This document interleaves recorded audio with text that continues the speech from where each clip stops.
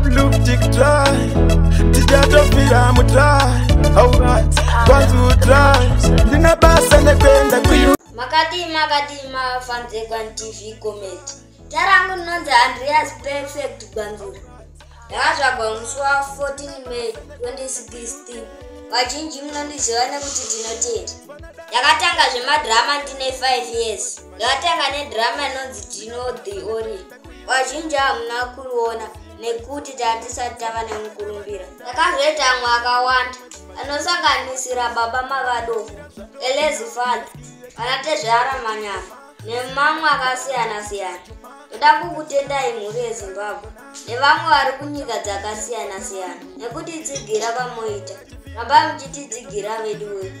Izvezvi tine mamwe atikuita Evil Village nepfuma yebaba. Saka ramba muchitidzigira vedu wedu. Baba vangu vanogara vachiti ndine chipo chekuekta, saka handidzokere kumashure. Ndicharamba ndichienda kumberi. Ndoda kutenda baba vangu nekukatsika kuona chipo changu.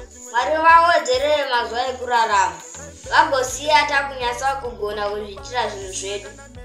Toda kutendawo Chrysolite Foundation, vakatibatsirawo nefoni nering light pamwe nekubhadhara chikoro.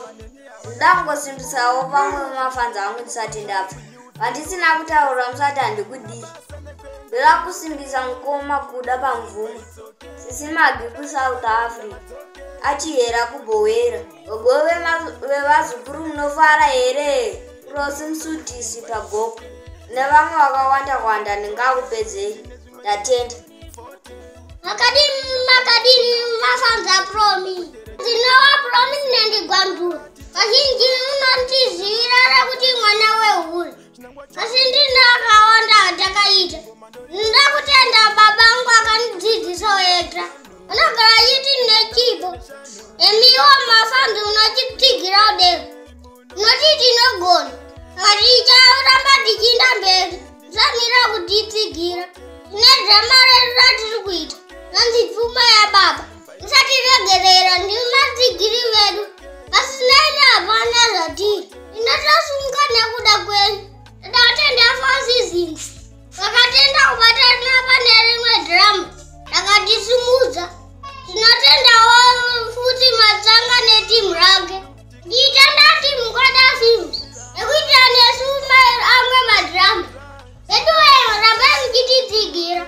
Rakanga mwaulaika. Vamwe ndovakuti baba akutidzidzisa musikanzwa. Venoti imiwo munoti kuti. Makadi mhuri yeZimbabwe. Zita rangu ndinonzi Bevan Gwanzura. Ndini baba vatino Promi, Aisha and Neva. Ndakaita primary education yangu paSt Jude's Primary School kuMashonaland East.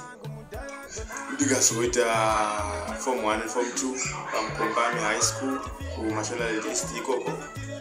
Ndikazoenda ndikaita form 3 and 4 paMadenyika Secondary School kuMberengwa.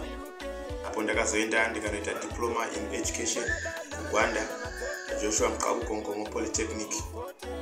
Ndakazotangawo zvemadrama ndakazotanga 2021. Ndakatanga ndichishanda nevamwe vanhu ndakashanda navo the likes of Wrong Number, Manondo nevamwe vakasiyana siyana.